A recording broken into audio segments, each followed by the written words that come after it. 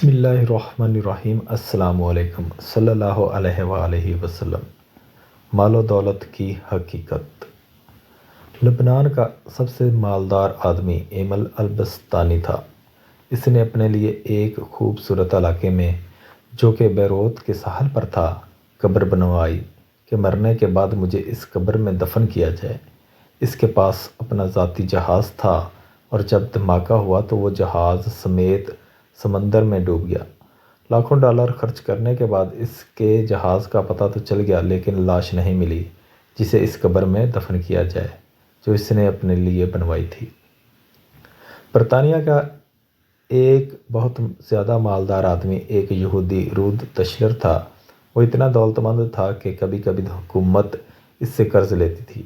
اس نے اپنے عظیم الشان محل میں ایک کمرہ اپنی دولت رکھنے کے لیے مختص کیا تھا جو کہ ہر وقت سیم و زر سے بھرا رہتا تھا۔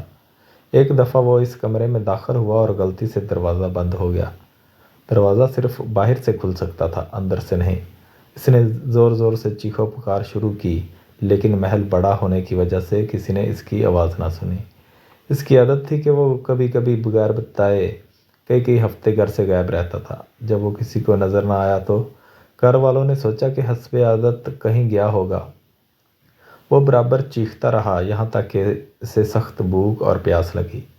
اس نے اپنی انگلی کو زخمی کیا اور کمرے کی دیوار پر لکھا، دنیا کا سب سے مالدار آدمی بھوک اور پیاس سے مر رہا ہے۔ اس کی لاش کئی ہفتوں بعد دریافت ہوئی۔ یہ پیغام ہے ان لوگوں کے لیے جو سمجھتے ہیں کہ مال و دولت ہی ہر مشکل کا حل ہے اور دنیا کی ہر ضرورت اس سے پوری کی جا سکتی ہے۔ دنیا سے جانا ایک بڑا حادثہ ہے لیکن ہم نہیں جانتے کہ کب، کیسے اور کہاں جانا ہے۔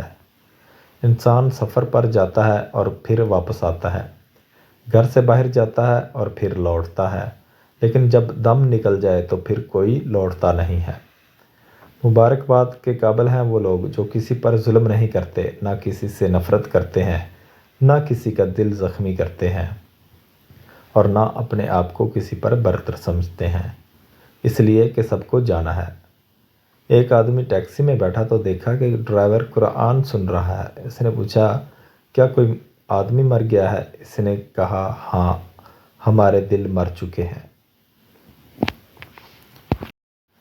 قیدی اس لیے قرآن مانگتا ہے کہ قید تنہائی میں اس کا ساتھی بنے۔ مریض ہسپتال میں اس لیے قرآن مانگتا ہے تاکہ اللہ اس کے مرض کو دور کرے، اور مردہ قبر میں تمنا کرے گا، کاش میں قرآن پڑھتا تو آج قبر میں میرا غم خوار ہوتا۔ آج نہ ہم قیدی ہیں، نہ مریض ہیں اور نہ مرے ہوئے ہیں کہ قبر میں قرآن کی تمنا کریں۔